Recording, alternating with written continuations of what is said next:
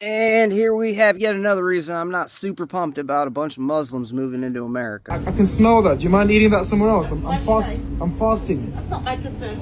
Yeah, but I'm fasting though. So why are you out? What do you mean why am I out? If you're fasting, you should be indoors. Yeah, but I'm eating my lunch and you come and disturb me. yeah, What for? yeah, but I can smell it. So what? It's food. Of course you're going to smell it.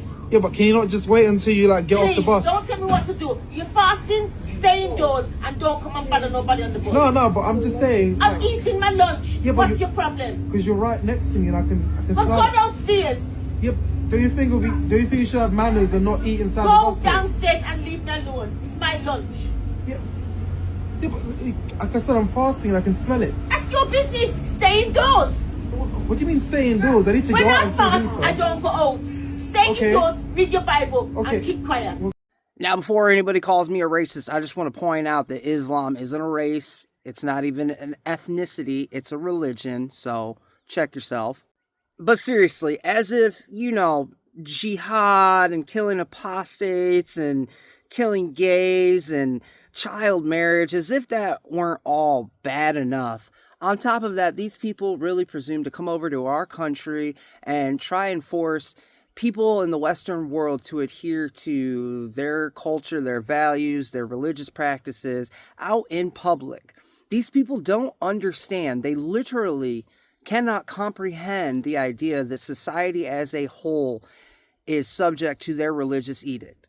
The separation between church and state is not a concept that exists within Muslim nations. And if you don't believe me, just go ahead and look at all the Muslim nations. They're all ran to some degree by some sort of religious cleric or somebody that very heavily leans on the religion practices, words of Islam to rule, govern, and pass law. Over in Iran, they arrest people for eating in public during Ramadan. They force women who are not even of the religion to wear the hijab. Because as far as Muslims are concerned, there is no separation between church and state. All people should live under Sharia law. I just want to say big ups to this fine woman on this bus who told this guy to fuck right off. She a queen. Now, all that being said, and at the risk of potentially angering some of my followers whom I know are of the Christian faith, as I've stated many a times, I am not. I have no enmity to the stated values of Christianity. I am not of the church. Having said that, though, I do want to point out, I do want to take a moment, or rather I want you as Christians to take a moment to self-reflect just a little bit.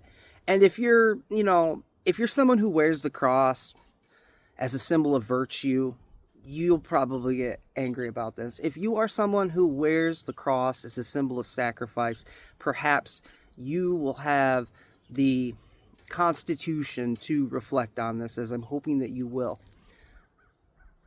I want to point out that the religiosity that my generation grew up under through the 80s, 90s, very much informed a lot of these leftists in their political views and beliefs, in their philosophical views and beliefs as well. Because, whether you like it or not, Christendom was a bit repressive here in the United States for a few decades. The neocon GOPs out here constantly moralizing and judging everyone. The self-righteous Christian that could never wait, just couldn't help but judge every single person they came across in their lives.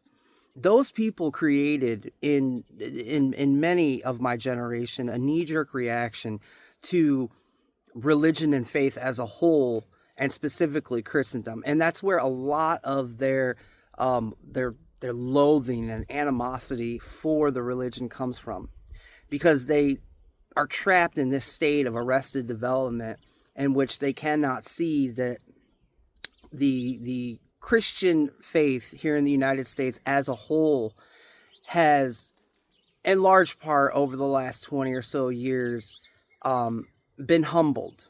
And you may falsely take that as a bad thing, but it's a good thing to be humble. It is a teaching of Christ to remain humble. Um, it is a teaching of Christ that you are not to judge.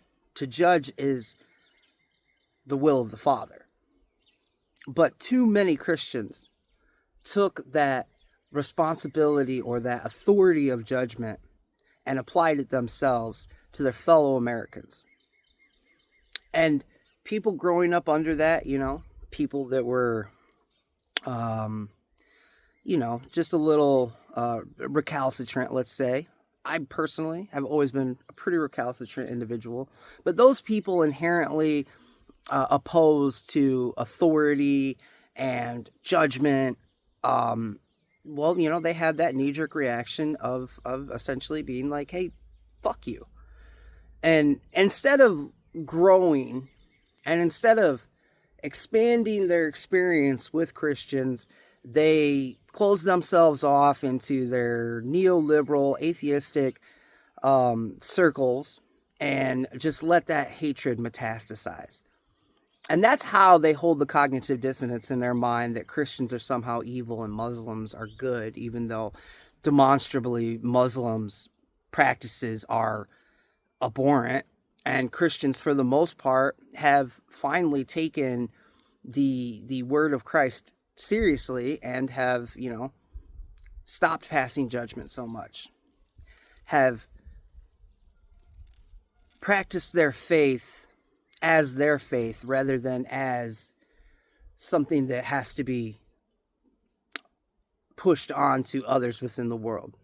And I'm not saying that it's wrong for you to discuss your faith with non-believers. I'm not saying that it's wrong for you to try and convert.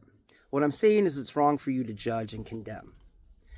And I hope that my viewers out there that are of the Christian faith can look back at the behavior of their predecessors through the 80s and 90s, through their condemnations and judgment, and see why there is this disconnect between so many people and Christianity.